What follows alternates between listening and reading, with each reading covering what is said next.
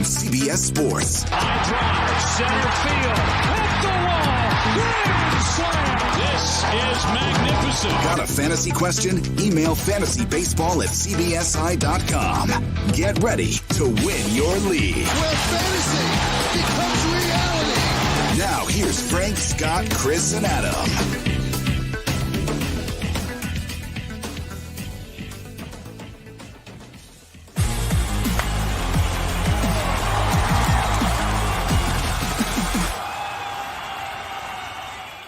From 4 games on Monday to 17 games on Tuesday, we've got a lot to talk about. Welcome in to Fantasy Baseball today on August 11th.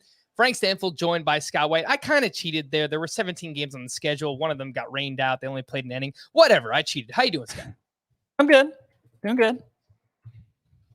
Good to hear. Good to hear, Scott. It's a very late start here. Lots of West Coast games as well. So apologies, but we needed the data. Let's do it. Let's talk about the games. Oh, my goodness gracious. I didn't even ask you who you wanted to do for Oh My Goodness Gracious before we started here, Scott. Something we usually... I know. I hate when you do that, Frank. I don't give it any thought until you ask me about it. So here's what we'll do.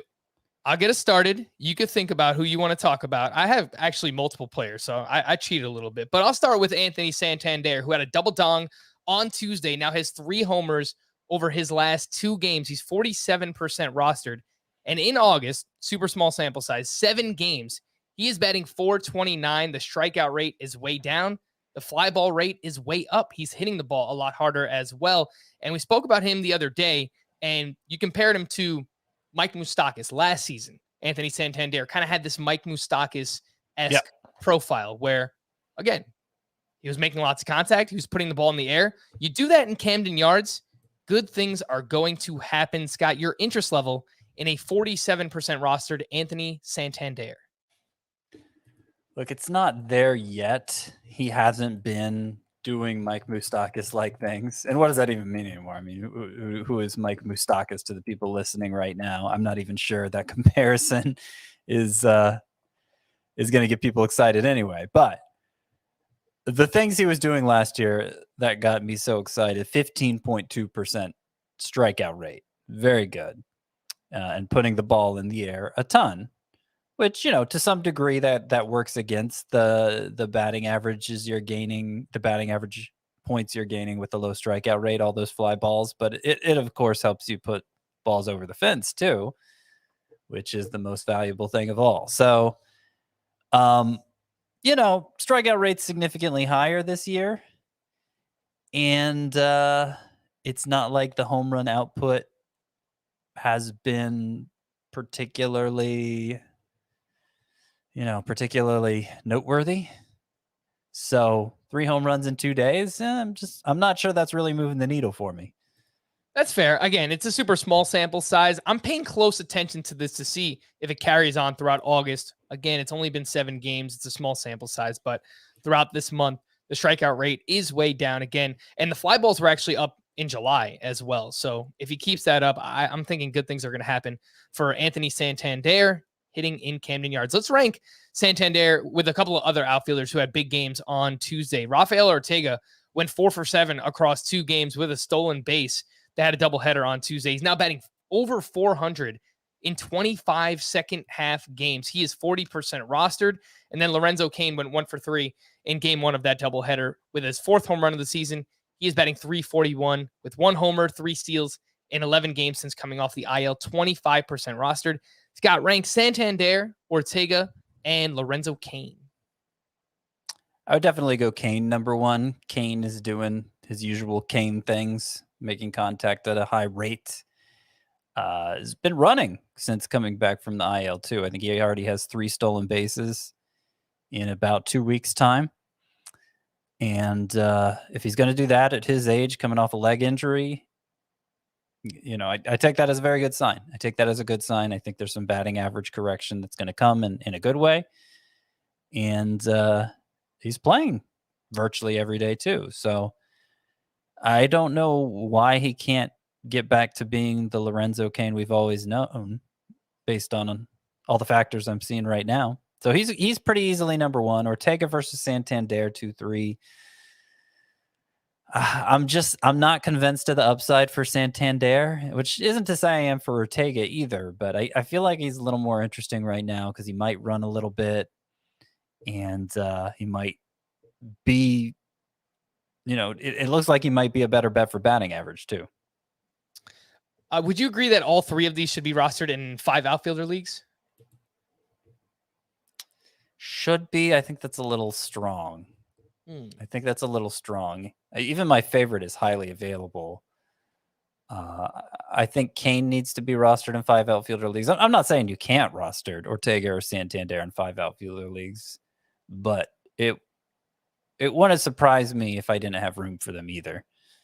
All right. Oh my goodness gracious for you, Scott. Did you pick a name out yet? Yeah, I did. It's Matt Barnes. You don't sound very excited. Well, I'm not sure what to say about Matt Barnes.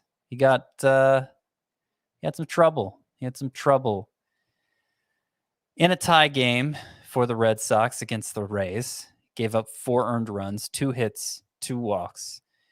And that was after a blown save in his previous outing, 2 earned runs in a third of an inning against the Blue Jays.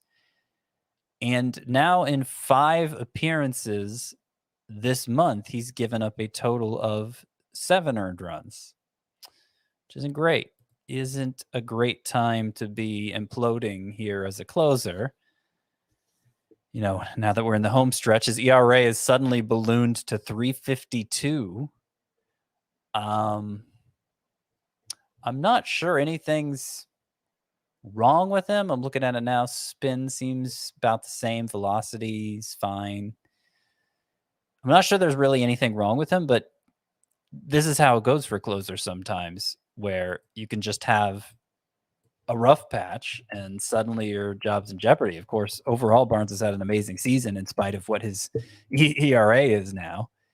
His numbers have been fantastic up until very recently here. So, and I'm not saying the Red Sox are for sure going to make a change, but it wouldn't surprise me if they at least hesitate to go back to Matt Barnes. Somebody like Adam Ottavino, he's gotten 8 saves just filling in for Barnes here and there. So it seems like they already have a comfort level with him in that role. I'd be a little worried right now if I had Matt Barnes. I'm not saying like drop him or anything, because we're talking like top 5 potential. That's what he's been for most of the season, but it's been really rocky lately.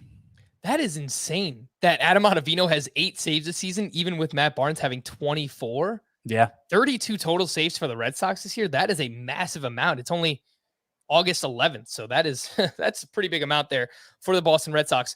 Anyway, for Matt Barnes, I don't really see why he's struggling, because the ways he usually struggles are with walks. And that hasn't been an issue for him all season long. He's at 2.7 walks. He did have 2 walks today. So, right. Okay. But before this, his other struggles, it hasn't been walks. So even 2.7, again, 2.7 walks per 9, like that's not bad for a reliever. So, and the strikeouts have still been really good for him. So, yeah, it doesn't take much.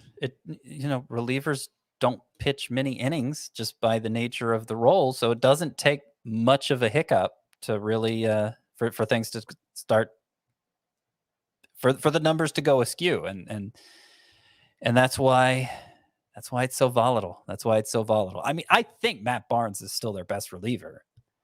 Not knowing everything that's going on with him, I think they should probably just stick with him, but I'm not sure they're going to. Yeah. And Adam Ottavino, for what it's worth, he is 16% rostered. He doesn't have great numbers this year, 3.7 ERA. He's got a whip over 1.3. Yeah, 1.33 whip. So it's not like he's been great this season either, but he has consistently been the 8th inning man and the fill-in for Matt Barnes whenever he can't go. I do want to give a quick, oh my goodness gracious, shout out to Griffin Jax. Where did this come from? Up against the White Sox on Tuesday, 6 innings, 3 runs, 1 walk, 10 strikeouts, 14 swinging strikes on 83 pitches. 9 of those came on the slider. His previous 2 starts, Scott, he had a 4.4% swinging strike rate. So I really don't know where this came from with Griffin Jax. He's only 6% rostered. Well, anything to see here? Well, you only cited the previous 2 starts. Go back one more start. And I know he got sent down to the minors for a start prior to the previous 2. So, that's probably why you broke it up that way. But 3 starts ago, Griffin Jax had 16 swinging strikes. So now 2 of his last 4 starts, he's had a lot of whiffs for some reason. Now, he didn't even have a strikeout per inning in the minors. The overall numbers, the ERA and WHIP, they were pretty good, 332 and 118. But I don't know why he has these occasional starts where the whiffs just spike for him and he gets a lot of strikeouts. But that's now 2 and 4 that's happened. And, after that one start when he got sent back down right away, we said, this might be something to keep an eye on. So that's still where I am with Griffin Jax. I mean, he's not a young guy. His minor league track record, it's not like it makes your eyes bug out or anything. So I don't suspect there's much here, but if next time out he does something similar, I might start to change my tune. Griffin Jax, he is 26 years old again, 6% rostered. Throw him on the scout team. That's what we say for guys like Griffin Jax. If you play in a deeper league, 15-team roto, AL only, probably should already be rostered in AL only, but you could take a shot in those deeper leagues. But anything shallower, throw him on the scout team. Before we hit the news and notes, we'd like to welcome another fantasy football podcast to the CBS Sports family, Fantasy Football Today DFS. Get ready to dominate daily fantasy this year with optimized lineups, stacks, perceived ownership, leverage plays, and more. Join Mike McClure, Sia Najad, and me, Frank Stanfield, 2 times per week in the FFT DFS feed. Our first episode actually dropped on Tuesday. If you want to go check it out, we talked about cash game strategy for NFL DFS with a very early look at week 1, some lines and some salaries on DraftKings and on FanDuel. You can download and follow the Fantasy Football Today DFS podcast on Spotify, Apple, Stitcher, or wherever you listen to this podcast. And speaking of which, starting next week, I'm sorry, apologies in advance, but this podcast and Fantasy Baseball Today in 5, they're not going away. Only once a week they're going away. So we are moving to 4 days per week starting next week. We'll still be doing live streams Sunday night, and then Tuesday through Thursday night. You can expect the podcast in your feed on Monday, Wednesday, Thursday, and Friday for both Fantasy Baseball Today and Fantasy Baseball Today in 5 starting next week. Again, apologies in advance.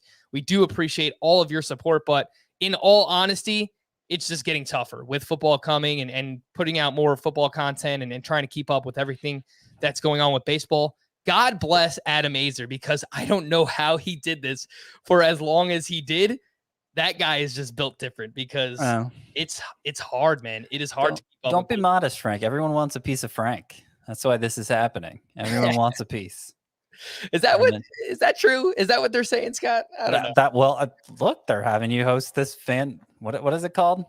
Fantasy Football Today, DFS. Yeah. They didn't ask Adam Azer to do that. Maybe they did. I'm sure Maybe they did. And you were their second choice. I'm sure they tried. Anyway, news and notes. Both Garrett Cole and Jordan Montgomery could return from the COVID IL and start this weekend against the Chicago White Sox. Would be a welcome sight for both of those guys. Mookie Betts is still dealing with his right hip issue and may be placed on the IL on Wednesday. So there was a stretch there where Mookie Betts looked like he was coming around, went on the IL. You know what happened? They moved him back to the outfield. Things were going fine at second base. He was making plays on the left field side of the bag, and he was hitting great. And they put him there because they thought it would help keep the hip healthy. And then the first time he goes out to the outfield, suddenly he's being removed with more hip trouble. So, one appearance short of picking up second base eligibility, and now many games short of being in your lineup. I don't know how long he's going to be out, but that's frustrating. Very frustrating. Yeah, you're right. 4 games at second base this season on CBS. You only need 5 games to pick up that eligibility. And speaking of which, yes, Giancarlo Stanton played his 5th game in the outfield on Tuesday. So he now has outfield eligibility for what it's worth. Not like he's been great. He's just over an 800 OPS on the season. Alex Bregman will rejoin AAA Sugarland, my favorite AAA team name. That's awesome. To continue his rehab assignment on Friday. He's expected back next week, assuming no setbacks. Yeah. He's expected back this week. Right. Year of the setback is right. # year of the setback. Can't anybody just get better? We need you. We need you, Alex Bregman. Yuli Gurriel is expected to be activated on Friday. Jared Walsh was not activated on Tuesday as the Angels had hoped. Rhys Hoskins went to the IL with a groin strain. Brad Miller started at first base on Tuesday. Travis d'Arnaud is set to rejoin the Atlanta Braves on Wednesday. He's 35% rostered and finished as a top 5 catcher in both formats last season, roto and in head-to-head points. And I could see dropping him right into my top 12, maybe even top 10 catchers, Scott. I mean, he was that good, and the Braves lineup, even without Ronald Acuna, is still a very good lineup, Scott. So what do you think about putting him back in that top 10, top 12 range right away? I moved him up to 13, but ahead of him, I still have Yasmani Grandal, who isn't healthy at the moment. Mm-hmm. So practically speaking, yeah, d'Arnaud is back in my top 12. Now, he wasn't performing that well before getting hurt. And that injury was way back in April, right? So not only 23 game sample for Travis d'Arnaud. So not really much to go on, but there was some skepticism as to how legitimate that 2020 performance was, and I think there still should be. Having said that, it's catcher. It's the catcher position. And if you already missed out on Max Stassi, Eric Haas, Mitch Garver, when you had your shot at them, I think it's worth taking a chance on Travis d'Arnaud. I'd do it over, I'd rather do that than continue languishing like with a Christian Vasquez or Yadier Molina. Yeah, for sure. That makes sense. Even like a James McCann, a Sean Murphy, who you could have dropped a while ago, but with Yan Gomes going there, the playing time has basically been split evenly between those two. Looking at the rankings, yeah, I think I'm probably going to drop him right into 12, just behind Omar Narvaez and Elias Diaz, who I moved way up, but he's just absolutely crushing the ball right now for the Colorado Rockies. Raimel Tapia was placed on the IL with a right big toe sprain. Connor Joe started in left field on Tuesday. Ross Stripling left Tuesday's start with left abdominal discomfort. Mark Hanna left with eye irritation. Akil Baddoo left after a pretty scary collision with center fielder Derek Hill, where they were basically running full speed trying to catch a ball in left center and just collided with each other. So I hope everything's all right with both of those guys. Justin Turner is not expected back until Friday at the earliest. Javier Baez was out of the lineup due to lower back tightness. Jose Urquidy will begin a rehab assignment on Wednesday. Andrew McCutchen could be activated off the IL on Wednesday. Alex Verdugo likely will not return from the paternity list until Thursday. Matthew Boyd will begin a rehab assignment at AAA on Thursday. He's 41% rostered, but Scott, I would imagine you don't have much interest in Boyd because you didn't really like him earlier in the season. No. You got it. I got it. Brendan Rodgers was out for his second straight game with a hand contusion. Kwang Hyun Kim who went to the IL on Monday, does not have anything structurally wrong with his left elbow. Nick Anderson will rejoin AAA on Thursday. He is 16% rostered if you want to speculate on the Rays bullpen, which it's pretty sketchy most of the time anyway. Rowan Wick was activated off the IL on Tuesday, and I was just scrolling through. There's so many box scores today, but I believe in a game that they lost 6-3, the Cubs pitched Rowan Wick in the 9th inning. So I don't know how much that actually means, but it's something. He's 3% rostered for those in the deepest of leagues. It would have been the 7th inning because it was part of a doubleheader. You are correct. But that was the final inning that they played, but it wasn't. Exactly. Yeah. We had a bunch of hitters return on Tuesday. Josh Rojas for the Diamondbacks. Josh Donaldson started at DH. Michael Brantley was back for the Astros, and Randy Arozarena returned from the COVID IL. A few prospect updates. Nate Pearson was delayed by a non-COVID illness, but should join AAA Buffalo for rehab work by the end of this week. The Blue Jays have plans to use Pearson as a reliever for the rest of the season, and it's just baby steps, but Jarren Duran has back-to-back multi-hit games. So, as someone who spent a lot of money on him in FAB in a 15-team league, I am rooting for Jarren Duran, as I hope everybody is. We want to see the prospects perform well. Yeah, I think I dropped him in a couple leagues this weekend. Not as deep as a 15-team roto league, but I can't blame you. Yeah, I mean, I think it's just one of those things where 15-team roto, 5 outfielders, you need anything that you can get. So, sure. Jarren Duran, we're rooting for you, buddy. Scott, you have an article that went up on the site. By the way, I mean, we're about 20 minutes into the podcast. We are going to talk about the Circle of Trust. A few names here in the Circle of Trust. Are they in or out? The Dropometer Did you know? I have some fun facts, anything to see here, some starting pitchers that pitched on Tuesday. But let's start with that circle of trust, because you have an article that is on the site now, and it was published before these pitchers made their starts on Tuesday. So it's interesting. But Zach Gallen was at wait a second. Before we get into it, okay. Do you know what movie the circle of trust comes from? What movie that term had a central part in? Well, I read your article, Scott, so I already know. But if you asked me this without me reading it, I probably wouldn't have been able to tell you, although I have seen that movie. You've seen it at least. I just wouldn't have remembered that part of the movie. But yeah. Is it Meet the Family or Meet the Fockers? It's Meet the Parents. Meet the Fockers was the sequel to it. Yeah. Okay.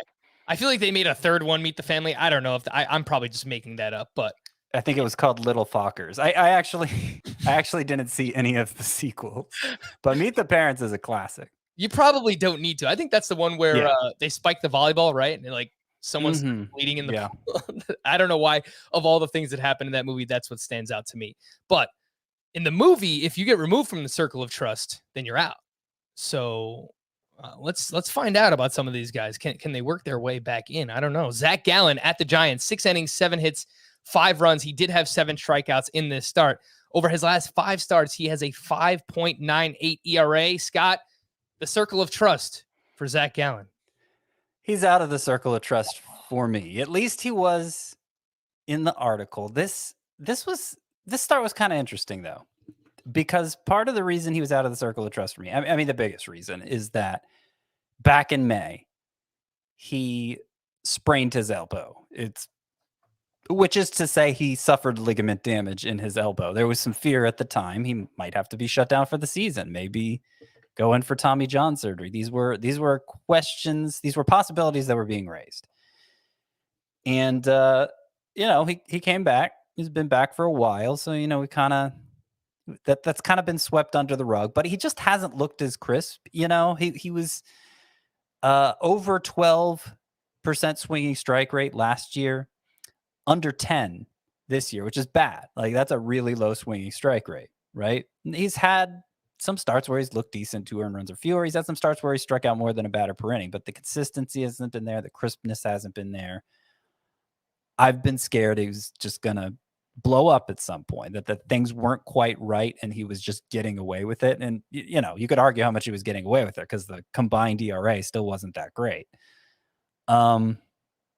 But he got 13 whiffs in this one, 13 swinging strikes against the Giants. So that's saying something. And that's the highest swinging strike total he's gotten in a game since before the elbow issues. And I think this is back-to-back starts now with double-digit swinging strikes, which he hadn't done at all since coming back from that injury until these back-to-back starts. So, I'm wondering if he's starting to feel a little healthier. It could just be a fluke, a coincidence, whatever. I would still say he's out of the circle of trust. And, the way I framed it in the article, being out of the circle of the trust doesn't necessarily mean you have to drop him. Although I have mentioned that I have dropped Gallen in some shallower leagues. It just means he's not somebody you should think of as like a fixture in your lineup. You're going to have to deploy him very cautiously, only with the right matchups, only under the right circumstances. And so I would still say Gallen's out of the circle of trust. But unlike Jack, I forget his last name, Robert De Niro's character from Meet the Parents, when you're out of the circle of trust for me, you can get back in. It's not you're out for good. So fear not, Zach Gallen. You could still find your way back in the circle of trust. All right. Jack Burns, I believe, is his name. Yeah, that's right. There you go. Yeah. All right. So you can work your way back in. Yeah, this was an interesting start for Zach Gallen. You're right about that. 13 swinging strikes, a 34% CSW. Again, that's caught.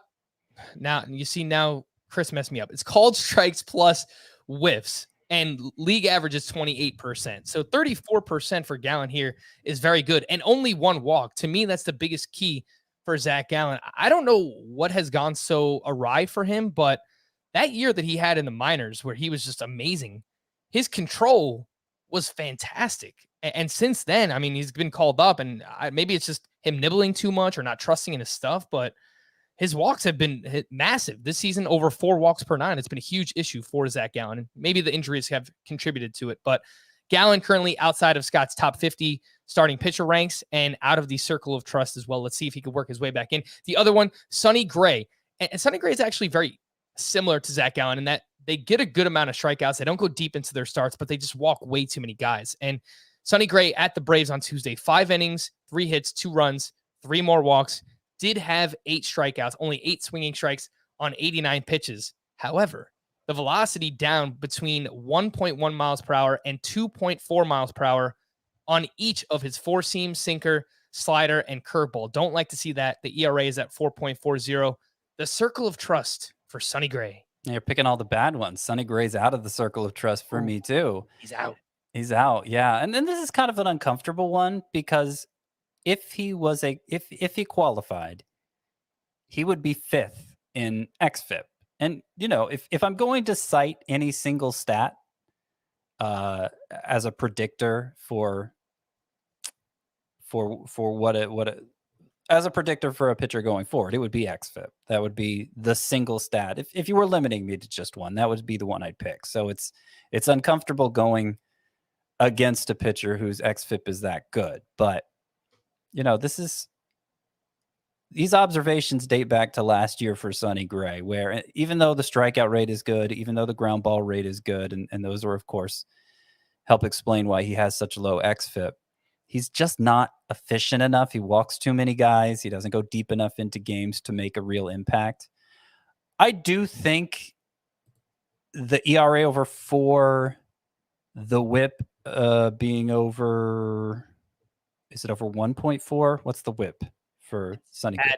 I believe it's 1.38 after this start. So very high whip, high ERA. It does look like he may have had some bad BABIP luck. It does look like he may have had some bad home run luck that are contributing to those inflated ERA and whip. Nonetheless, I don't think, even if he hadn't had that bad luck, I still don't think that the impact would be such that I'd consider him a must-start pitcher. Again, just because he's out of the circle of trust doesn't mean you have to drop Sonny Gray, never ever start him. But, you really got to choose your spots with him. I know that people aren't going to want to hear this, Scott, and I don't have a good reason for what I'm about to say, but I think that there are certain pitchers where you can kind of just look at the underlying numbers and you just don't agree with them for whatever reason, even though they're there and we use them to help with our analysis day in and day out. So usually that's what our process is. And that's what, this process tells us that Sonny Gray should be better moving forward if he continues to pitch at this level. But there are still just things in his profile. First pitch strike percentage has consistently been lower than league average in his career. Doesn't get a ton of swinging strikes, right around 11% consistently. His chase rate is not very good. I mean, there are just things where if you watch Sonny Gray, he's very inconsistent. So I hear what you're saying, and I don't know if that's like a good enough explanation, but there are just a few players for me. I mean, there's if there was a perfect stat for predicting how good a pitcher could be, then this would be way easier than it is. And whoever invented that stat would be a millionaire. That is cool. If not more. So yeah, I mean, Lance Lynn's a good example in the other direction. His xFIP this year is 383. His xFIP last year was 434. And xFIP is going to underestimate pitchers who are consistently good at suppressing hard contact. And part of the reason, so for instance, Lance Lynn's xERAs look closer to his actual ERA than his xFIP. But the reason I generally trust xFIP over xERA is because I don't think many pitchers are good at repeating that soft contact rate year after year, that soft contact rate that xERA so rewards. But Lance Lynn is. Yeah, he sure is. But no, I think that's a good explanation. Yeah, look, it's not perfect. We're going to use all these different tools to try and help us figure things out and help you guys figure things out. But yeah, it's just, there's some things with Sonny Gray, other pitchers that are out of the circle of trust. I'm not going to give away the whole article because I want all people to go read it. But Taijuan Walker and Joe Ross, they're out. They're out of the circle of trust for now. Get out of there. Get out of here. One pitcher that remained in the circle. was Aaron Nola. And yeah, I mean, if it wasn't for the rain, who knows what would have happened in the start, but the game went into a rain delay. Aaron Nola at the time, 4 shutout, only 1 hit, 0 walks, 7 strikeouts against the Los Angeles Dodgers. He had 13 swinging strikes on 51 pitches. I don't know how the start would have ended, but it looked like it was trending towards being one of, if not Aaron Nola's best start of the season. So yep. let's keep it up. It looked like he belonged in that circle of trust, which is just where I left him. As we've said the last few times we've talked about Aaron Nola, basically everything looks as good as it ever has for Aaron Nola, except the fly balls and the home runs. And he's talked about struggling to get his fastball down. That would certainly explain both of those numbers. Somebody who's used to, whose success has come from pitching down in the zone. But the home runs have, his previous start wasn't that good, but he gave up only 1 home run in it. And I think this is, if we include today's start, abbreviated though it was, I think that's 4 straight starts where the home runs have really not been an issue anymore. So I think he's getting back on track with that. And if that's the case, as good as he's been at missing bats and avoiding walks this year, Aaron Nola, from today forward, it's not a stretch to say he could be a top 5 pitcher from today forward. It's not a stretch to say he could be the number 1 pitcher. That's obviously, asking for a lot of things to go right, but he has that kind of ability, does Aaron Nola. The rain also cut short starts by Max Scherzer, who was pitching very well. Carlos Carrasco, who only pitched 1 inning, he allowed a 3-run homer to Juan Soto. So maybe it was a good thing that game got cut short for Carlos Carrasco. We're going to take a quick break, but when we return, we're going to fire up the Dropometer here on Fantasy Baseball Today. All right, let's quickly just start with those 2 starting pitchers who are out of the circle of trust now. Scott, you mentioned just because they're out doesn't mean you have to drop them, but first off, for Zach Gallen, he's still 87% rostered. What is the Dropometer for him? I would say for Zach Gallen, the Dropometer is lower today than it was yesterday. I will put it at about a 5. A 5. So yeah, straight down the middle. How helpful is that? 10-team leagues, maybe some 12-team points leagues?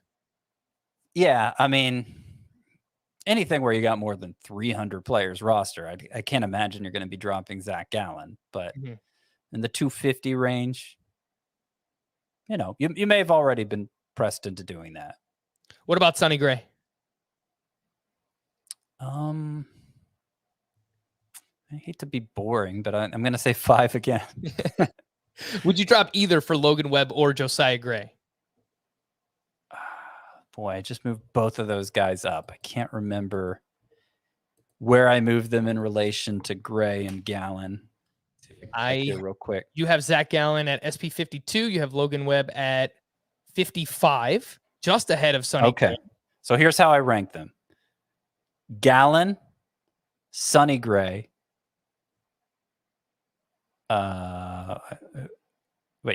Sorry.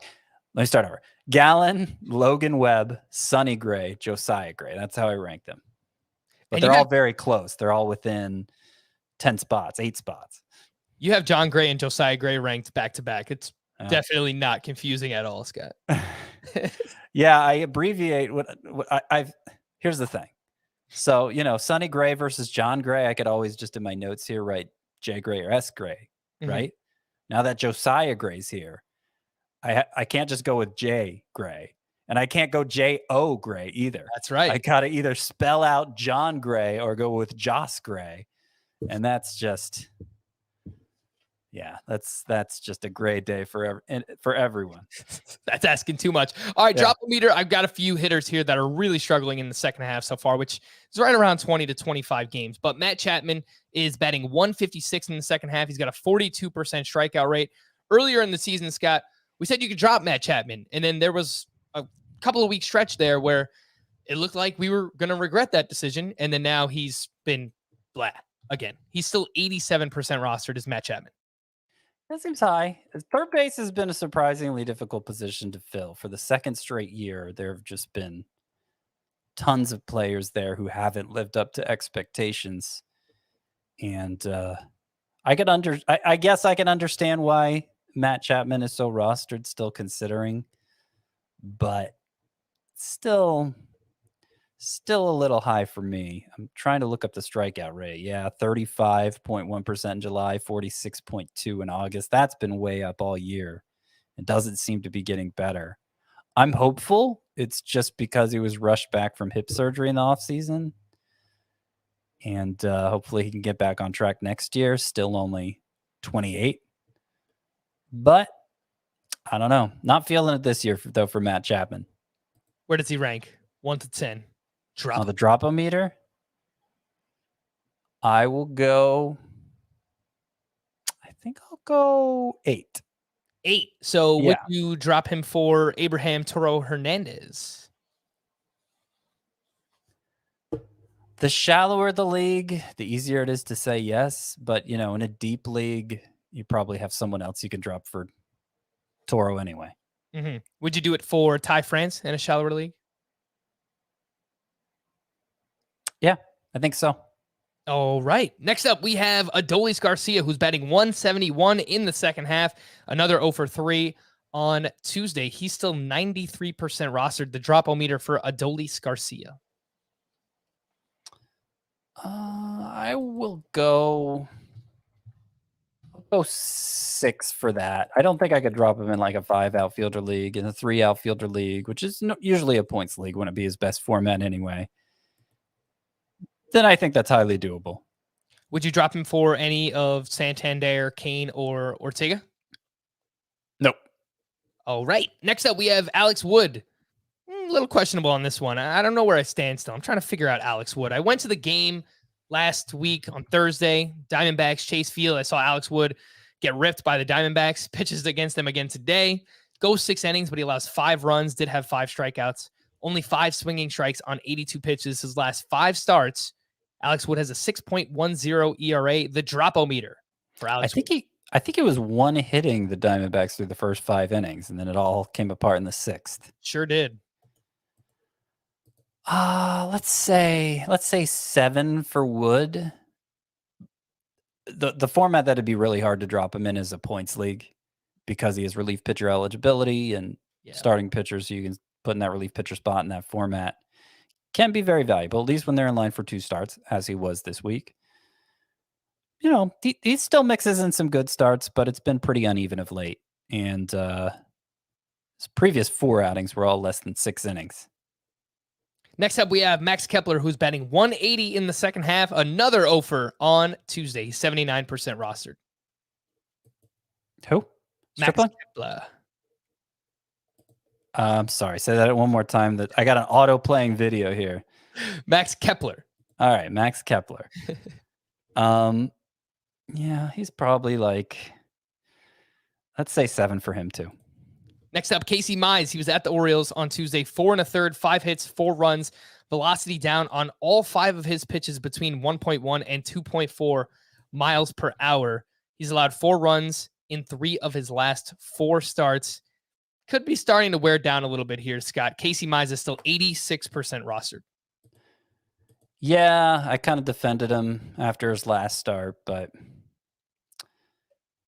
I'm not going to do that this time. I will give him on the drop-o-meter an 8. Michael Conforto, in 43 games since returning back in June, he is batting 175 with a 650 OPS, and we've been trying and waiting and waiting. Yeah. I don't know what's going on with Michael Conforto. He's in a contract year too. I thought at some point, that might factor in and he just wakes up. I think he's better, obviously, than the player he's shown us thus far, but he's all the way down to 73% rostered. Should that continue to drop? I mean, I think so. If he's showing no signs of turning it around, the underlying numbers for him have looked pretty much like they've always looked. It's not like he's had big strikeout issues. The exit velocity, the hard hit rate, they're not amazing, but they never were. They weren't last year, So the launch angle hasn't really changed. I don't know. It's very strange. But I've been talking about Conforto as a buy low candidate virtually all season, but we're in the middle of August now, So I'll drop a meter. I'll give him a 7. And the only reason it's as low as a 7 is because I'm accounting for the 5 outfielder leagues. Yeah. I would only drop him somewhere where you have nobody else that you can drop, right? Like a shallower league, you just need someone to put in your outfield that can give you something, because right now Conforto is giving you nothing. But I'm looking at the StatCast page too, Scott. I'm with you.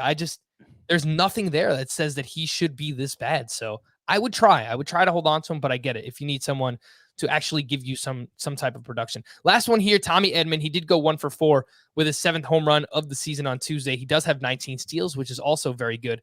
But since the beginning of June, 56 games, Tommy Edmond is batting .228, 3 homers, 9 steals during that span. And he's basically just steals. He's not even giving you many runs scored. Batting average is down. He has a ton of eligibility. He has 4 different eligibilities, Scott. Where is he on the dropometer? Well, part of the reason he's not scoring runs is because for a guy who doesn't hit for much power, he doesn't get on base much either. And we've always known that for him. But his on base percentages for the season is, or at least going into Tuesday's action, it was below 300, the on base percentage. So dropometer for Tommy Edmond. Let's go 8. Obviously, if you're playing a league where, like a standard roto league, and steals are such a priority for you at this stage of the season that you're willing to take the hit in the other offensive categories, then, I can see how Tommy Edmond is still a really useful player for you, but he's not somebody that really deserves to be protected right now.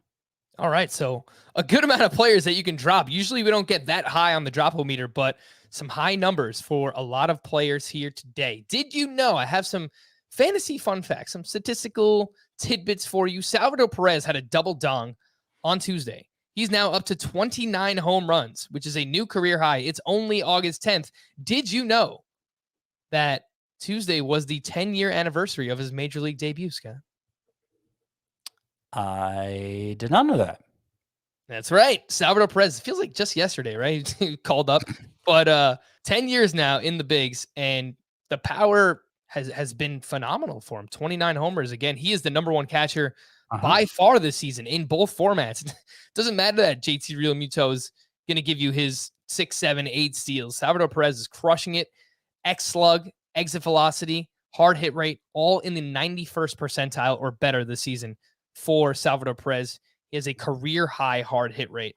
He's been awesome. So shout out to Salvador Perez. Eduardo Rodriguez went up against the Rays, 5 1/3, 2 runs, 8 strikeouts, 13 swinging strikes on 82 pitches.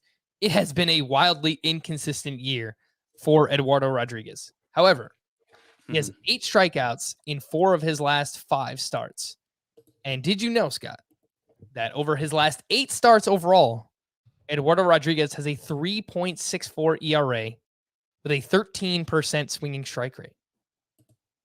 I knew the underlying numbers were good. Yeah, I couldn't have quoted those exact ones to you. 331 xFIP too. So that would, I think that would make him 5th among qualifiers, just like Sonny Gray. And, missing a lot of bats, as you point out. The K per 9 is great. The BB per 9 is very good. But he has an ERA over 5. So he feels like a really hard luck pitcher this year, like one of the most hard luck cases. And, the fact that he's now had 2 good starts in a row, 10 strikeouts and 2 5-hit and 5 2-hit innings last time. Hopefully he's rounding into form here and starting to perform up to the peripherals. So, yeah, I'd rather have Eduardo Rodriguez than not have him based on all that. Yeah, he's 85% rostered, so more likely than not, you're not going to be able to add him at this point. But if you held on, the fact that over the last 8 starts, the numbers are finally kind of bearing out a little bit, I feel pretty confident in Eduardo Rodriguez. It's pretty impressive that he's rostered in that many leagues, considering he has this 5.24 ERA, I think people might actually be listening to us, Scott. Someone, somewhere. Yep. Did you know David Fletcher, over his last 7 games, he's batting .344 with 5 steals. He is now up to a career high 10 stolen bases. So Nice to see Fletcher running a little bit here. It enhances his value, obviously, for category leagues. He's usually good for points leagues because he doesn't strike out. He makes a lot of contacts and gives you a lot of volume as well. Dylan Carlson, this one's a little bit more interesting. 3 more hits on Tuesday. He's still 85% rostered. Did you know his last 19 games, Dylan Carlson's batting .303, 5 homers, 1 steal, fly balls, and hard contact, way up. Only an 18% strikeout rate during that time. So people held on to Carlson here, Scott, and it seems like they might be rewarded down the stretch based on this recent 20-game stretch. Yeah, if it is now going to be normal again, that top prospects breaking into the league are going to need a long adjustment period, as opposed to the almost zero adjustment period that most of them needed in recent years. If that's not just a temporary change owed to the loss of a minor league season last year, but for whatever reason, these guys are going to have a tougher time breaking into the big leagues, then we're going to have to recalibrate for that in terms of our own patience level. And maybe that's what Dylan Carlson's demonstrating now. Maybe he's finally putting it together after being up much of last year and, of course, all of this year and doing virtually nothing. Or maybe he's just hot and, a week from now we're going to forget all about him. I don't know. But it's possible. It's possible this is him breaking through. Obviously good pedigree, still very young. We thought he had upside, and maybe he's delivering on it now. By the way, David Fletcher, you mentioned .344 batting average over his past 7 games, and I know you're mostly pointing out the 5 steals he had during that stretch, but David Fletcher, going back to June 1st, is batting about .350. That's 58 massive. games. He has been, he has been, he's been money lately.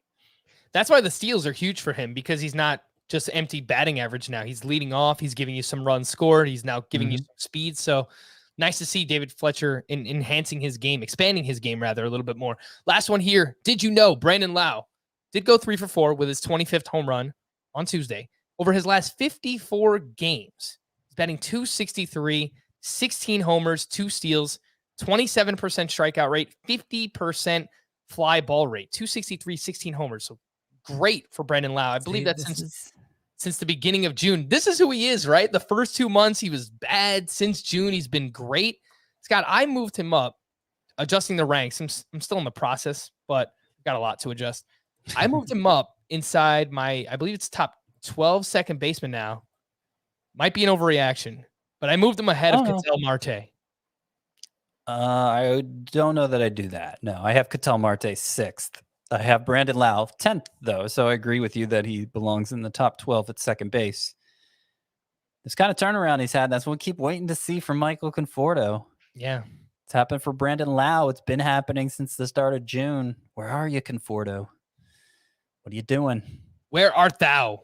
Michael Conforto, Brandon Lowe has been awesome. Anything to see here? Starting pitcher edition. We'll run through a few pitchers who pitched on Tuesday. Jake Odorizzi went up against the Rockies. 5 shutout, 3 strikeouts. I did not realize how awful he has been recently. He's down to 58% rostered. Anything to see here? I mean, this start's not moving the needle for me, not on its own. All right. Well, how about J-Hap? Good old J-Hap at the Pirates. 6 innings, only 1 hit, 1 run, 5 strikeouts. His first 2 starts with the Cardinals, 11 innings pitched, 3 runs, 9 strikeouts. J-Hap. Yeah, it's going to take a lot more for him to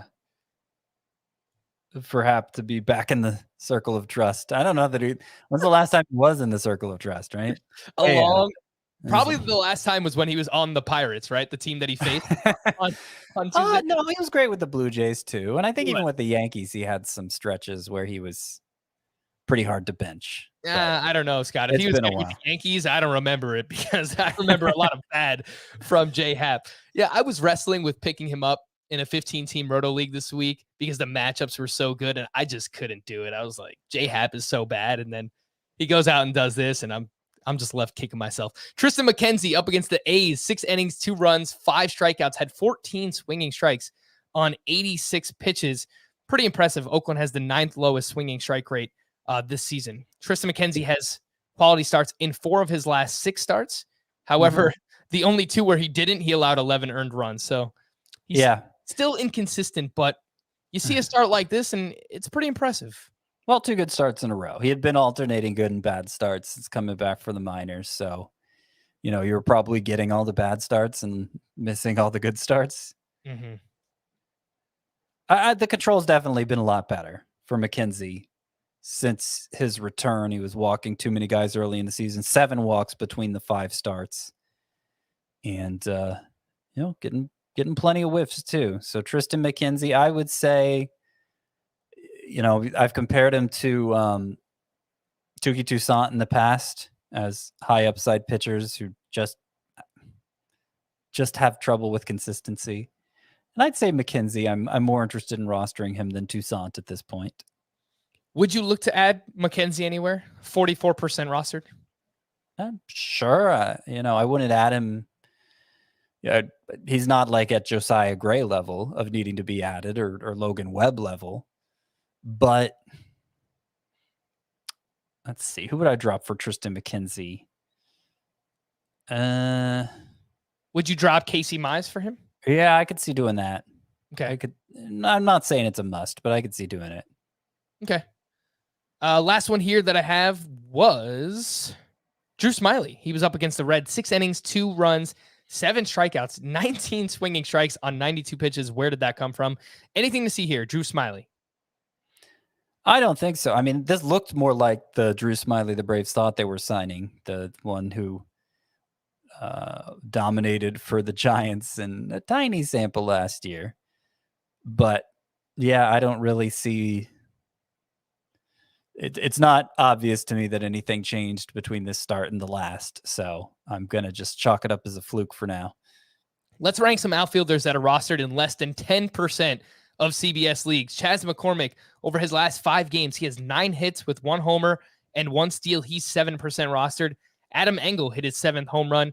Last 15 games, 255 batting average, 375 OBP, 2 homers, 4 steals.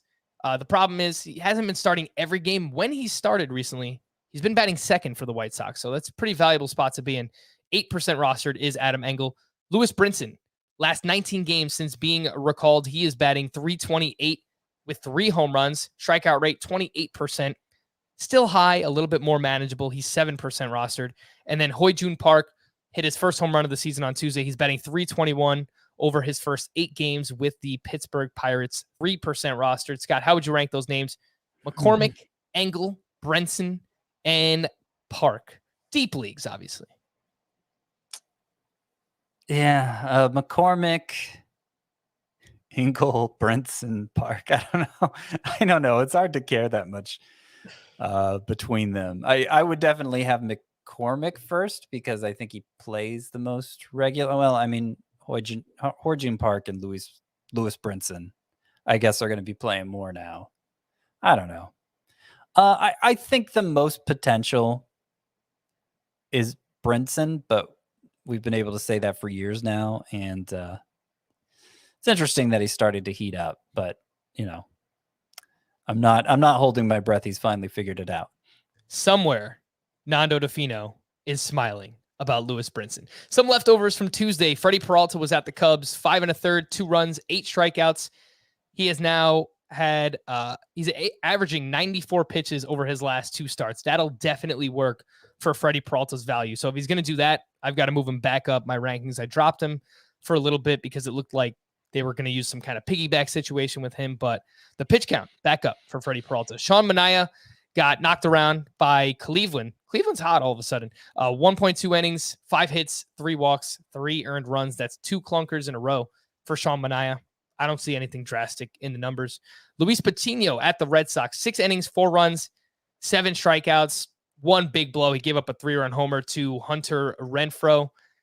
You see anything here, Scott, worth holding on to Luis Patino? He's 61% rostered, and it just kind of surprises me that it's that high.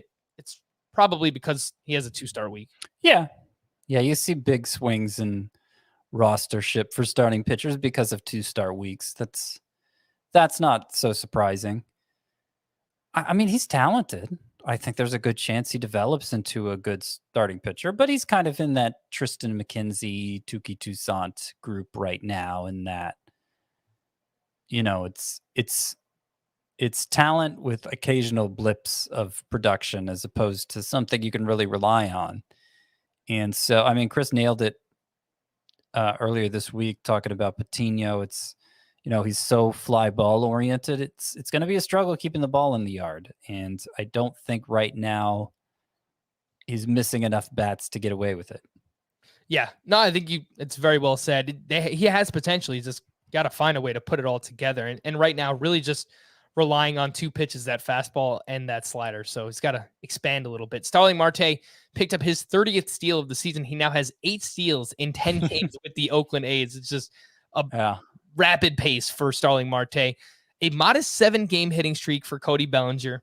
Baby steps, but moving in the right direction. Corey Seager put up 3 hits, including his 5th home run. He now has 8 hits over his last 5 games. Very welcome sight. And then Daniel Lynch was not good against the Yankees. 4 2/3, 3 runs, 4 walks, 6 strikeouts, but 17 swinging strikes on 100 pitches for Daniel Lynch. I was a little surprised to see, Scott, that his roster rate is only 22%, considering his previous 3 starts, which were all pretty good for Daniel Lynch. Well, yeah, that's true. They were pretty good in terms of result. But I think we were less than convinced, and I presume a lot of other people were too. But it is interesting that, what else? The swinging strikes. That's what I'm going to point out. Way up in the last 2 starts. I know the result in this one wasn't good, but 17 swinging strikes, and that was after getting, let me see here, Lynch. His previous start, 16. So 16 and then 17 swinging strikes his last 2 starts. I mean, if he can keep that up, then, there's a pretty good chance he's going to be useful. So we'll see. We'll keep an eye on that.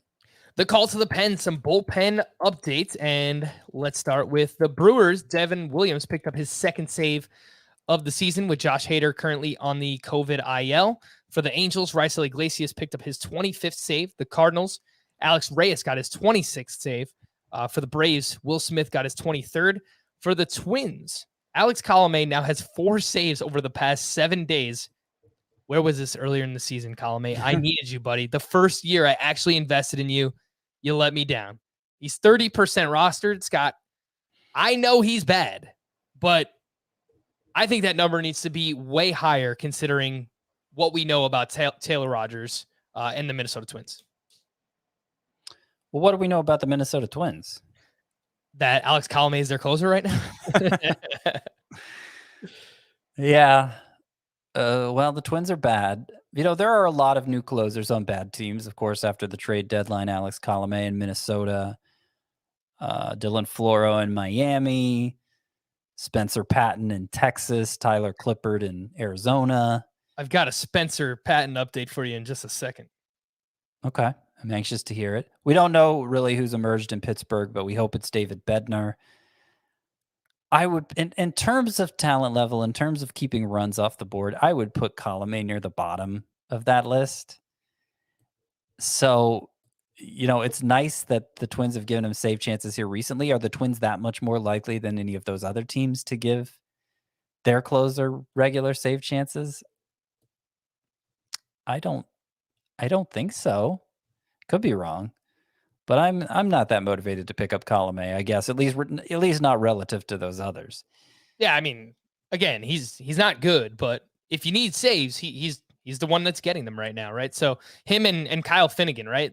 I don't think either one. Yeah, that's another one. Yeah. I don't think either are good pitchers, but they are the de facto closers for their respective teams right now. Scott, if you need saves, would you actually drop Craig Kimbrell for Alex Colomé in a categories league, which just sounds so gross? No. I think the other categories, Kimbrell's still going to be useful there. Mm-hmm. I'd be more likely to do it in a points league, probably. Because what do you care about reliever ratios in a points league? That makes a very small difference. Yeah. But in a points league, you can probably do better than Colomé off the waiver wire, because it's rare that all closers are rostered in a points league. All right. Spencer Patton update. What everybody was waiting for here. came in the bottom of the ninth in a 1-run game. He walked Jake Bowers. He walked Jared Kelenic. He gave up a single to Cal Raleigh, which loaded the bases. He then walked Jake Fraley, tying the game. Proceeded to strike out J.P. Crawford, strike out Mitch Haniger, and then was relieved by Brett Martin, who got Kyle Seager to fly out. So Spencer Patton blows the save, then does just enough to keep the game going, and will not even get the win if they find a way to hold on to this lead. So thanks a lot. Joe Barlow, Spencer Patton, 33 years old, no major league track record. It was kind of surprising he was doing what he was doing, and it wasn't over a very big sample. So he does seem to like he's kind of falling apart here. Joe Barlow is like the new Spencer Patton. He's come up even more recently. His numbers are awesome. He's only 25. So he's somebody I might keep an eye on if you want to speculate, if you have to speculate that deep for saves. Yeah, no, definitely a name to pay attention to. Joe Barlow, up over 12K per 9 at this point. Only 12 and 2/3 innings pitched, but has only given up 1 run so far this season. By the way, in that same game for the Mariners, Diego Castillo worked the 8th again. Paul Sewald worked the 9th and actually gave up the lead. He entered a tie game. He allowed a solo home run. So I don't know. I would be interested. I would imagine that it was a tougher part of the lineup. It was, I think that's 9, 1, and 2. Couldn't really tell you what the Rangers lineup is nowadays. Yeah, 9, 1, and 2. So Diego Castillo faced that part of the lineup, and then Paul Sewald came in the 9th, gave up that home run to who? Adolis Garcia, who we just spoke about earlier. A few other updates for Cleveland. James Karinchak allowed a game-tying run in the 8th inning. Emmanuel Clase pitched a scoreless 9. We've said before, we think this is very clearly Class A's job for the time being. And then for the Giants, Jake McGee allowed 2 runs, took his 3rd blown save of the season. In the 9th inning, Tyler Rogers pitched in the 8th. Some streamers to stream or not to stream for Wednesday. First up, we have Ryan Weathers versus the Marlins, Matt Harvey versus the Tigers, who is the Dark Knight. He is not Harvey Dent. And I don't know what Chris was getting at yesterday. He's not Two-Face. Well, maybe he is now. But Cal Quantrill versus the A's, Joe Ross at the Mets, Merrill Kelly at the Giants, Tyler Anderson versus the Rangers. Joe Ross at the Mets. That's definitely my favorite. I could see Tyler Anderson versus the Rangers going well. I could see Merrill Kelly at San Francisco going well just because he's on such a run right now. But by far the one I trust most is Joe Ross at the Mets. For Thursday, Logan Webb versus the Rockies, which is, yes, automatic stream. Add him, keep him on your team. He's more than a streamer, but he's less than 70% rostered, so I did include him here. Marco Gonzalez versus the Rangers, Eli Morgan versus the A's, Kyle Muller versus the Reds, Vladimir Gutierrez at the Braves, and our good friend JT Brubaker versus the Cardinals. No, get him out of here. It's over. It's over for me and Brubaker. We've broken up. It sounded better in my head. Marco Gonzalez versus the Rangers. I don't love it, but that's my second choice to the obvious Logan Webb one. Yeah, I'm trying to search for a third one here. There's not really anything that stands out to me. Muller's been a little inconsistent. Gutierrez against the Braves. That sounds kind of scary. Maybe Eli Morgan, but probably not. Let's go with Logan Webb and Marco Gonzalez. We're going to wrap there. For Scott, I am Frank. Thank you all for listening and watching Fantasy Baseball today. We'll be back again tomorrow. Bye-bye.